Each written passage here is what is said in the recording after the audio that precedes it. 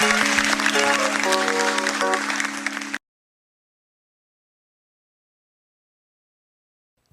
want to manage or mismanage your own personal life? God says, no problem. Feel free. Remember that there is a price to pay to manage or mismanage your own life, independent of God's will. That's why at the last flow prayer meeting, I was saying that God tied us to Him.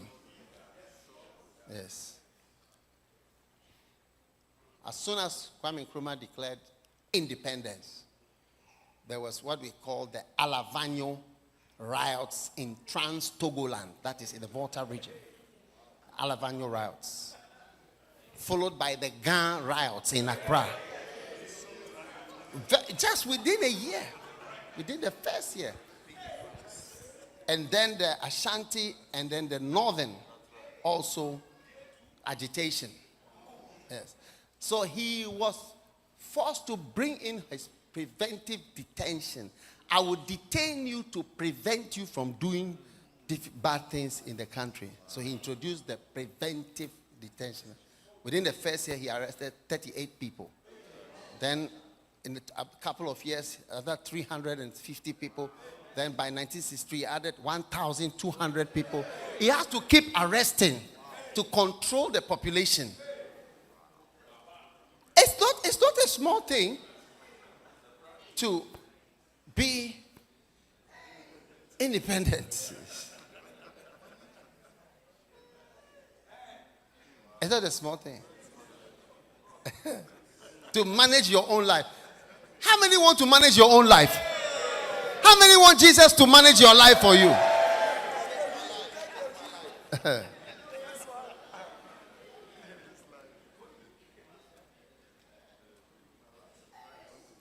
Yes. And within the years, as the years went by, he tried to control the people. Because everybody was, they tried to kill him all. One time he was going to India and they found a plot to assassinate him at the airport. Yes. Yes. Another time he was going to Kulungu, he met with the president of Burkina Faso in Boku. And then he went to a town, I think Tenkbudu something, and then from there to Kulungugu. And they were in a convoy. Yes. And when they got there, they were receiving a bouquet. And somebody threw a grenade in front of them to kill him. And it killed the girl. Yes. Yes. Small independence.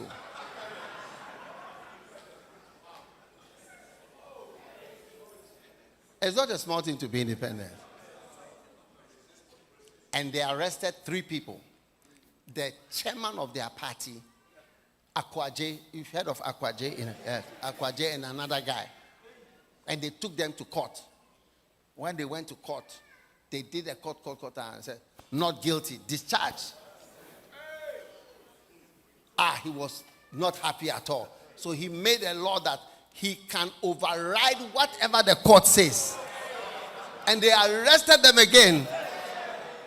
Yes. Charlie, confusion was coming to the system. It's not a small thing to be independent.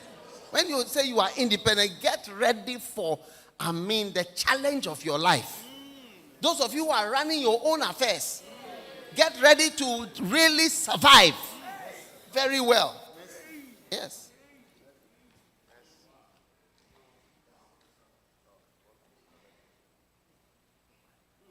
So for me, when God called me, I said, yes, Lord. It was not easy for Kwame Nkrumah. Ghana was ruled by the British from 1844, 6th of March. That is when they signed it. That's why our independence is on the 6th of March. Because the bond of 1844, signed by the governor of the Gold Coast then, Commander Hale, was signed on the 6th of March. How many years is it up to 57? They signed an agreement. 100 and what? 113 years. Stable. Stable.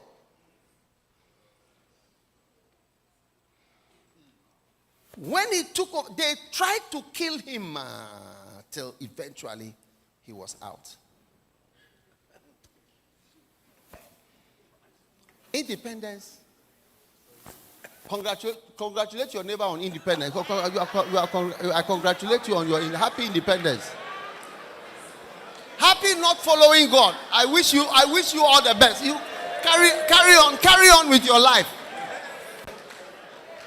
Carry on with your life. You go on. Do whatever you want to do. When your parents say do whatever you want to do, it's a curse.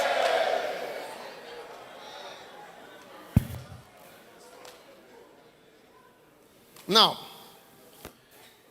back to Exodus. There's a background. We are ending. And Joseph died. It's all part of the calling of Moses. Yes. And all his brethren. Joseph actually died before his brothers, even though he was younger. The other guys, Reuben and all, they all lived longer. Much longer than Joseph. Yes.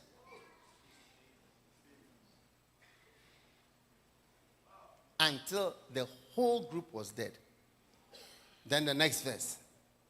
Now there arose a new king. You see, this is the reason for the call. There are reasons. There are reasons. There are things in the background why God is interested in you in particular.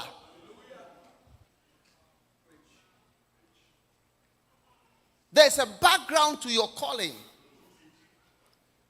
And part of the background is a new king, which knew not Joseph.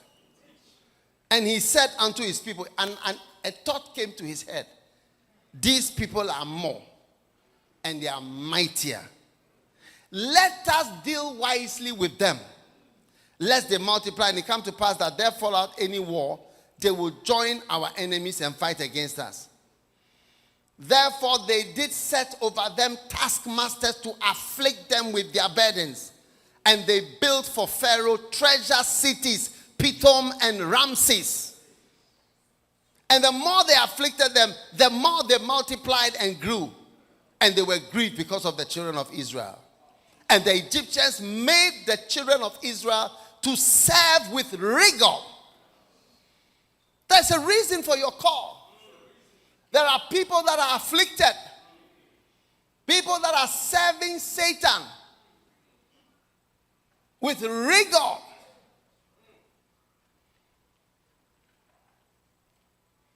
Satan has employed people, has taken them captive.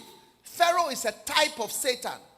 He represents Satan, and Moses represents Jesus, because Jesus was the Savior.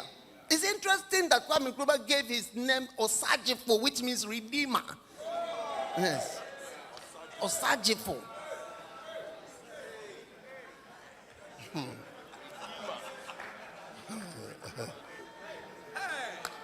Redeemer.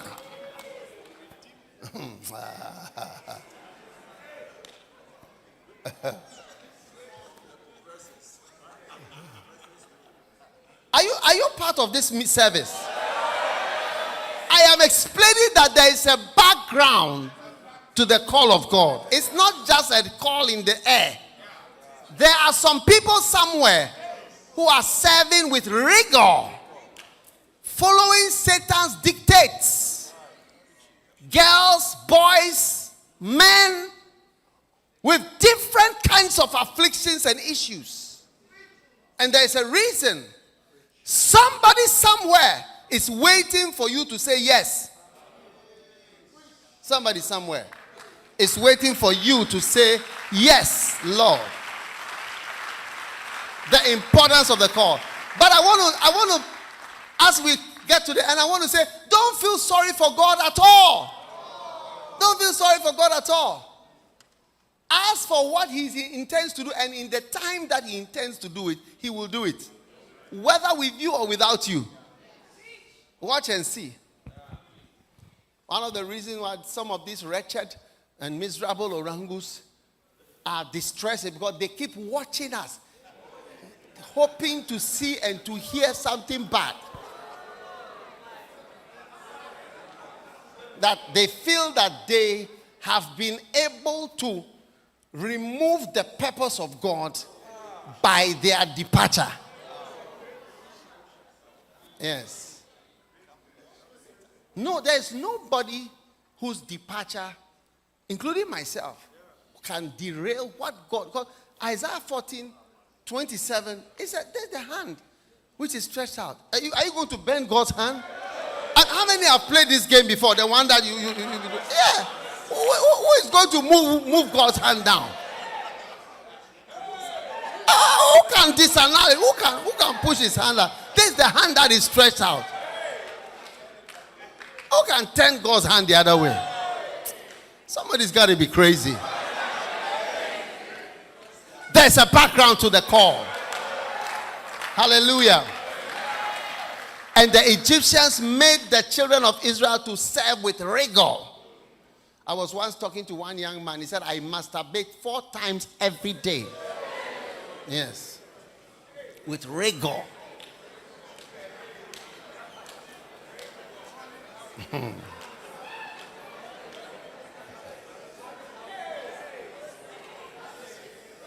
And they made their lives bitter with hard bondage in mortar, in brick, in all manner of service in the field. All their service, wherein they made them serve with rigor. Rigor. People have been sent to work in the fields. Work, do this, do this, do this, do this. Different things. With rigor. All work can be described in the same way. Toil. Sweat. Very little to show for it all. Yes. So, there's a background. And it's this background which is so critical for you to be aware that God didn't call you out of for nothing. And then he made their lives bitter with hard bondage. Bitter. How many have seen bitterness? Only 3 people have seen bitterness. And the king of Egypt spake to the Hebrew midwives and said, when you do the office of a midwife and see them upon the spool, if it's a son, then kill him. But if it's a daughter, then she shall live. But the midwives feared God and did not as the king of Egypt commanded them, but saved the men children alive. And the king of Egypt called the midwives and said unto them, why have you done this thing and have saved the men children alive? And the midwife said unto Pharaoh, because the Hebrew women are not as the Egyptian women. They are lively and are delivered before the midwives come in. Because when a woman is very phlegmatic, it can manifest during the labor. Like she will not push and she's not lively. She's not lively, she's not energetic. And it can manifest during the labor. It's like, push, oh, I'm tired. Push, oh, I'm tired. Push, oh, I'm sleeping. They are not lively. So sometimes they'll be bitter. Come on, push, push, push, push. Kenwa. Therefore God dealt with the midwives, and the people multiplied and waxed very mighty. And it came to pass, because the midwives feared God, that he made them houses. There's a background to the call. Some people even have got houses because of your calling. And Pharaoh charged all his people, saying, every son that is born, cast him into the river, and every daughter you shall save alive. That's why every Christian must visit Egypt. You must go and see the great river Nile. Yes, where Moses was thrown into. You'll be there. Now, there went out in chapter 2 a man of the house of Levi, and took to wife a daughter of Levi. So belovedosis, somebody's belovedosis is part of the background. It's all part of the background of the call. People who marry, people are getting to know each other. I mean, Moses saw a beloved, Levi, the son of Levi. He saw, he said, look at somebody. He started to belovedose her. And who was born? Moses. Wow. All this is in the background. And the woman conceived and bare a son. And when she saw him that he was a goodly child, she hid him 3 months. It's all in the background that you were a goodly child. Some of you have been preserved from certain things. Yeah, some of you have been preserved from certain things. It was a goodly child. You know, I was talking to one brother. He said, my child has never gone to the left or right. Only straight. Not all children go straight. Some go this way, and especially pastor children, they go left and right secretly. It's all secretly. Yes.